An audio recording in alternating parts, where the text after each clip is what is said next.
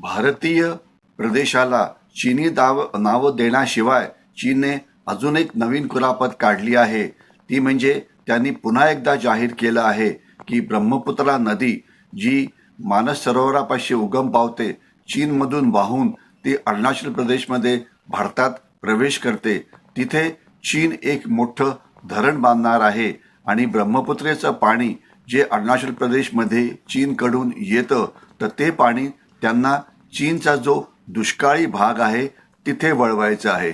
तसं झालं तर भारताला पाण्याची नक्कीच कमी पडेल, कारण तिथलं जे पाणी असतं हे उन्हाळ्यामध्ये ज्यावेळेला बर्फ वितळतो त्यावेळेला येतं आणि मग ही जी नदी आहे जी अरुणाचल प्रदेशमध्ये जिला सियांग म्हणतात ती आसाममध्ये पोचलं की ती ब्रह्मपुत्रा होते.